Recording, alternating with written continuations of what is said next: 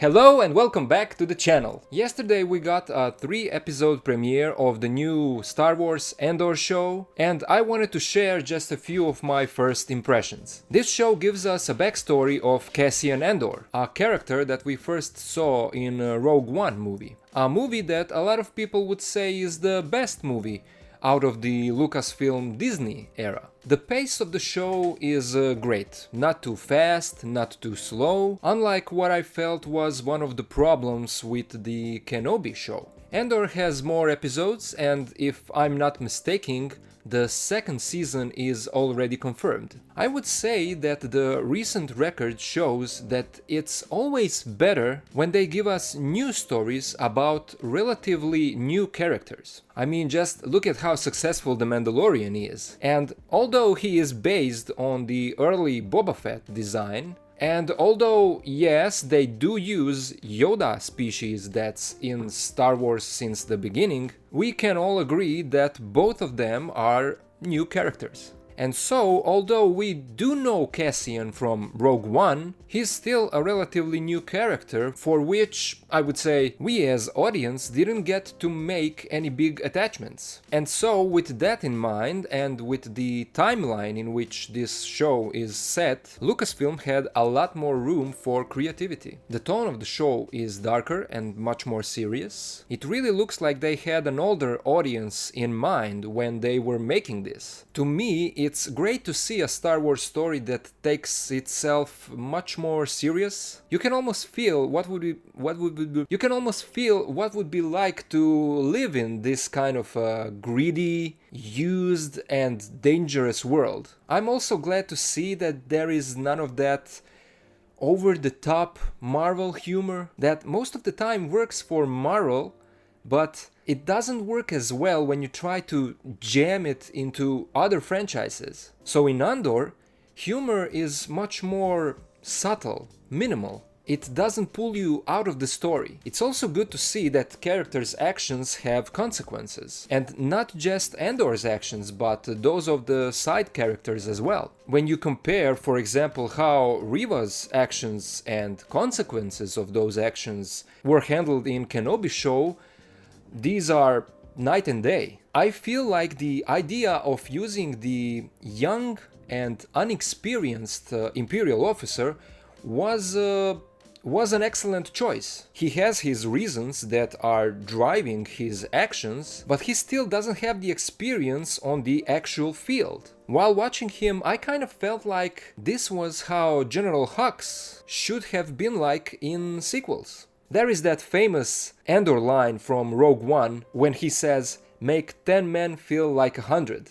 And I love that they kind of included that in the 3rd episode of the show. But they did it in a smart way, you know? Instead of being lazy and making Cassian just say the same line when he and that other guy ended up in a tough situation, they made it so that the Imperials felt like they were surrounded by more than just 2 guys. And so while watching these scenes, that line, "Make 10 men feel like 100, was echoing in my head without them literally saying it in the show. And that's the way to go. Don't tell us, show us. Other things that I liked in the show was seeing a lot of different kinds of alien species, although a lot of them are just background characters. I also like the use of alien language. We don't need all of the characters in Star Wars world to speak English. And talking about the world, in this series it looks large, dirty and used. The fact that the show was partially shot on real locations is a big plus for me. I also like that the story shifts from Andor's past to present, giving us more information about him. So all in all, if you can't tell, I really enjoyed these first 3 episodes. And I can't wait for the next episode, you know, now we have to wait for the next week. I'm not someone who is purposely picking and looking for things to dislike. If there is something that I don't like in this pop culture world, I put it to the side and move on with my life. But if you would force me to tell you just maybe one thing that I kind of didn't like in these first 3 episodes? I would say that it's maybe a lack of memorable music theme. You know, we all hum and sing a little bit of Boba's theme, a little bit of Mando's theme, but I feel like we can't do that with Andor. At least at the moment. That's how I feel right now. But I also have to say that I watched the show only once. So the music still didn't stuck to my brain. But who knows? Maybe that will change down the line. So that's it as far as the Andor show is concerned. Let's now move to the next thing that I wanted to talk about in this video, and that is the new Black Series reveal that we got yesterday. So, ladies and gentlemen, I present to you another The Mandalorian and Grogu pack. But this time it's actually a 3-pack with The Mandalorian, Grogu and Ahsoka. I know that they gave us Mando so many times by now, but I really don't mind it, because there are always new collectors out there that maybe missed out on these figures, and this is a great way for them to get them. As you can see, this is the new type of windowless packaging.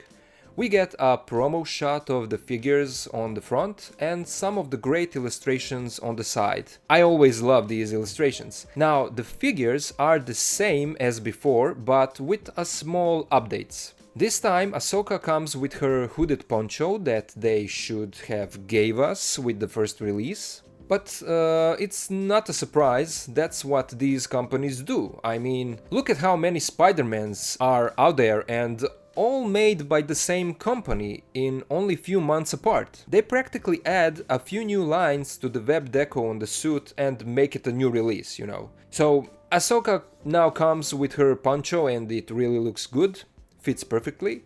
But I guess that if you guys are like me and also if you watched my Ahsoka video, you did the same thing as me by giving your Ahsoka figure the poncho that came with Rey Island Journey figure. I mean, I'm satisfied with that solution, and although this looks good, I don't really need it. We can also expect to see more new Ahsoka releases once her show comes out next year. Mando also got a bit of an update. It looks like his Beskar parts are maybe a bit shinier, and this time they gave us his Beskar spear and a little clip on the back to storage that spear. I'm guessing no rifle in this time's release, since it was destroyed along with the Razor Crest. Still no update on the plastic cape, and I'm hoping that that will change with the new resculpted Mando that they announced earlier. We also get Grogu in a sitting position and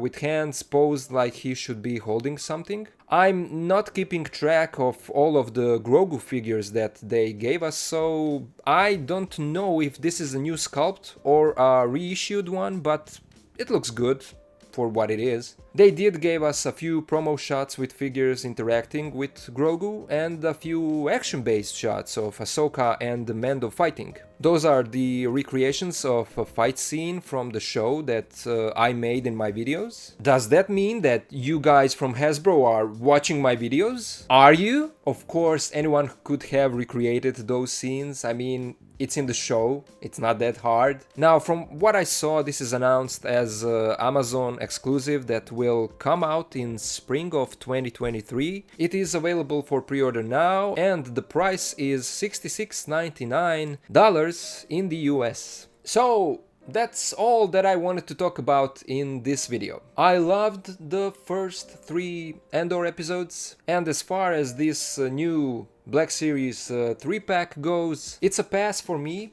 but it's great for those who didn't get these figures before. Now, what do you guys think? What are your thoughts on Andor so far? And what do you think about this new 3-pack from the Black Series? Will you get it or not? So that's all for this video. Thank you all for watching, and I'll see you in the next one.